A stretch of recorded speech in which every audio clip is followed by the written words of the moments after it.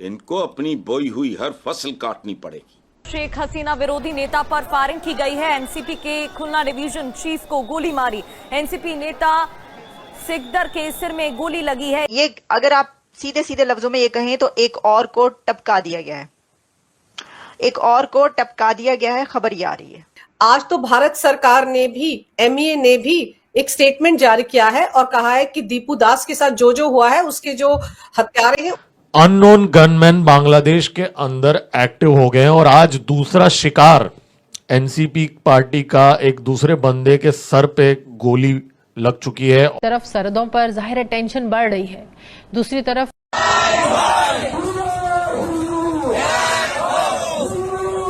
रियासत फेल हो गई है पैरवी करने के लिए, इसलिए ये फिर इस किस्म के जिहादी सड़कों पर उतरे हुए हैं, हिंदुओं को टारगेट कर रहे हैं। उस्मान हादी के बाद एक और नेता को गोली मारी गई है। मोतलेब सिकदर के सिर में गोली मारी गई। जय हिंद दोस्तों, एक और बांग्लादेश के जिहादी नेता शेख हसीना के विरोधी नेता दुनिया से कूच कर गए। गोली इनके भी सर पर लगी थी। इसी पर पाक मीडिया का बिलबिलाना और वीडियो के अंत में रिएक्शन पर लाइक और सब्सक्राइब करके अपना कमेंट जरूर दें। You raped that woman. You देखिए इसमें लड़ाई it is recorded in history. 93,000 of your prisoners were taken in your Bangladesh. That is recorded history. सवाल जो करना चाहता हूँ वो बड़े उन्होंने कहा कि हमारे 50 लाख जो है नौजवान तैयार हैं, लेकिन मेढकी को भी कभी कभी जुकाम हो जाता है, तो वो कह रहे हैं 50 लाख लोग जो है चढ़ बैठेंगे। कि उनका सॉफ्टवेयर अपडेट हो गया क्योंकि हमारे जो आर्मी चीफ उपेंद्र द्विवेदी जी, उनकी जब कॉल हुई बांग्लादेश आर्मी चीफ के बाद में, उसके बाद में ये तेवर तो बदल जी। अब इसमें फैजल करीम, मैं समझता हूँ 72 आवर्स कर लें तो फैजल करीम जो है इनकी गर्लफ्रेंड मारिया अख्तर लीमा ये गिरफ्तार की गई और इनके जो इकबालिया बयान से और फोन की एनालिसिस हुई उससे मालूम पड़ा कि इन्होंने सैकड़ों बार इस लड़की से, मारिया अख्तर लीमा से बात किया और ये मालूम पड़ गया कि इनकी गर्लफ्रेंड थी। इनकी निशानदेही पर एक बगल के तालाब में बहुत सारे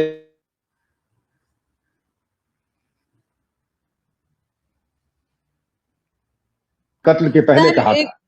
सर एक सेकंड सर, आपका वो थोड़ा सा ब्रेक हुआ था बीच में, तो तालाब से आप अगर दोबारा रिपीट कर पाए।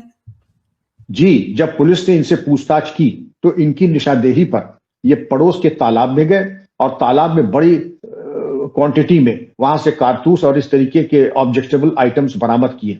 ये भी था कि मैक्सिमम कॉल्स और जरूरत से ज्यादा कॉल्स दोनों के बीच में, मारिया और फैजल के बीच में बातचीत हुई थी और उन्होंने, फैजल ने ये मारिया को बताया था। मारिया ने इकबालिया बयान में कहा कि एक दिन पहले मौके के कत्ल के इन्होंने ये भी कहा था कि ऐसी वारदात होने वाली है कि पूरा बांग्लादेश हिल जाएगा। तो इससे ये भी मालूम पड़ गया कि इसमें हिंदुस्तान का कोई हाथ नहीं है, ये लोकल वहां की पॉलिटिक्स है। लेकिन बांग्लादेश आज की तारीख में अमेरिका, चीन और पाकिस्तान के इर्द गिर्द उनकी पॉलिटिक्स में बुरी तरीके से उलझ गया है कि जब इस इंफ्रास्ट्रक्चर को मिलिटराइज कराना होगा, मिलिट्री के लिए इस्तेमाल करना होगा, तो वो इसको पूरी तरीके से ये उसको मिलिट्री के इस्तेमाल में कर लेगा। वो चाहे अपने जो है हैवी आर्म्ड आर्टिलरी हो या एयरफोर्स हो, उसके लिए बखूबी इस्तेमाल कर सकता है। 2-3 बातें आपके लिए और करूंगा। एक साहब और हैं जमात इस्लामी के, उन्होंने कहा कि हमारे 50 लाख जो है नौजवान तैयार हैं और वो हिंदुस्तान पे हमला करने के लिए, जिसे कि गजवाए हिंद कर देंगे। अब मैं क्या कहूं इसमें, अभी तुमसे अपने हिसाब किताब हो नहीं रहे हैं, लेकिन मेढकी को भी कभी कभी जुकाम हो जाता है, तो वो कह रहे हैं 50 लाख लोग जो है चढ़ बैठेंगे। अरे तुम्हारे यहाँ इकोनॉमी और जीडीपी ऐसा है नहीं, अब तुम 50 लाख की बातें सुन लीजिए सबकी, 9-9 लाख की। तो अब अगर इस पे आप गौर करें, इस तरीके की भड़काऊ बातें और ये हर चीज थोप देना हिंदुस्तान के माथे पर, सेंट मार्टिन आइलैंड नहीं, अब शेख हसीना को लेकर के बहुत उनका कि पहले तो उनको हमें वापस कीजिए और उनको डिपोर्ट कीजिए, हिंदुस्तान से बांग्लादेश को दीजिए।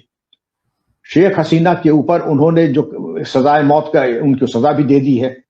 उसके अलावा बांग्लादेश के 1-2 और लीडर्स है, बीएनपी बांग्लादेश नेशनलिस्ट पार्टी, जिसमें खालिदा जिया जिसकी प्रेसिडेंट है, और इसके अलावा आपके एक और हजरत हैं, वो अगर उनकी बात करें तो हसनत अब्दुल्ला, ये इन्होंने कहा था कि इंडियन हाई कमीशन को बंद कर दिया जाए और उन्होंने भी ऐसी बातें कही हैं जो कि कोई पसंद नहीं करेगा। तो चारों तरफ से मतलब ये ढूंढना मुश्किल है कि बांग्लादेश में कि हिंदुस्तान के हक में भी कोई बात करेगा। और तो और बल्कि यहां और कहते हैं कि हिंदुस्तान की जो 7 सिस्टर्स हैं, आपकी जो है अरुणाचल प्रदेश, असम, मिजोरम, मणिपुर, मेघालय, नागालैंड और त्रिपुरा, इन पे हम कब्जा कर लेंगे, चिकन्स नेक को हम रौंद देंगे। पहले तो इसका एहसास होना चाहिए कि कौन किसको रौंद सकता है, क्योंकि हिंदुस्तान इस तरीके के अल्फाज इस्तेमाल नहीं करता है। लेकिन ये इनके यहां देख लीजिए, यहां जो भी प्रेसिडेंट आता है या तो उसका कत्ल होता है या फिर सजाए मौत दे दी जाती है। ये 2-4 चीजें हैं, ये चीज गौर करने वाली है। और अभी तो जो वहां के हालात हैं आरजू साहिबा, कि एक लड़का है उसको वहां पर अभी हाल ही में इन्होंने जला दिया। उस लड़के का नाम क्या है? दीपू चंद्र दास, और उसको जिंदा जला दिया। ये सब जो दंगा फसाद चल रहा है, वहां के 2 प्रेस्टिजियस अखबार हैं बांग्लादेश के, उनके दफ्तरों में आग लगा दिया। अब उनके दफ्तरों में आग क्यों लगा दिया? क्योंकि परसीव ये किया जाता था कि ये दरअसल शेख हसीना के हमदर्द थे। हालांकि शेख हसीना के हमदर्द नहीं थे। The daily star number 1, number 2 प्रथम आलो, और इनके यहां जर्नलिस्ट को बड़ी मुश्किल से पुलिस बचा करके ले आई, क्योंकि भीड़ बिल्कुल बेकाबू हो चुकी थी। भीड़ का मैंने नेचर बताया कि जो भीड़ का नेचर था वो टोटली सब युवा थे। और जुलाई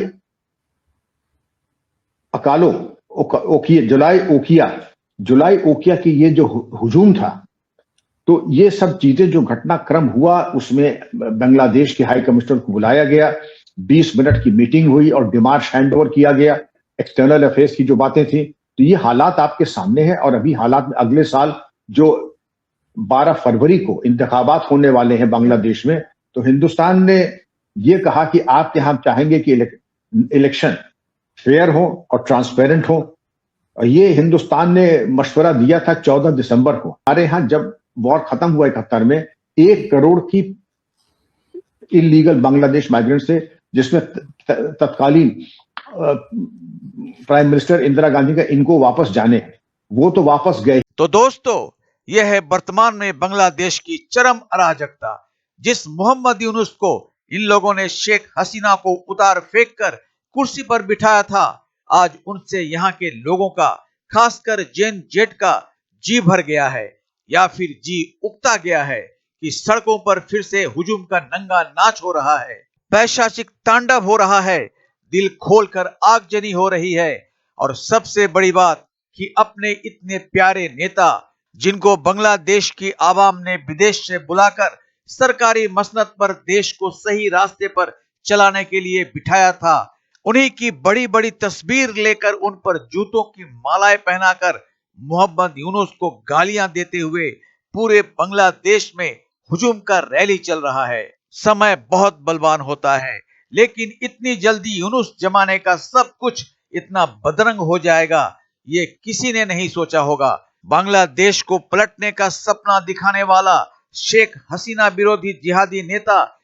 यूनुस को मसनद पर बिठाने वाले में से एक उस्मान आदि की हत्या हो जाती है। फिर दीपू चंद्र दास को पीट पीट कर हत्या करके पेड़ पर लटका कर उसकी लाश को सबके सामने जला दिया जाता है। अब एक गोली और चलती है और टपका दिया जाता है मेतालेब सिकदर को, जो शेख हसीना का कट्टरपंथी विरोधी गुट का नेता बताया जा रहा है। बांग्लादेश का शासन तो अभी शेख हसीना के विरोधी गुट के हाथों में है।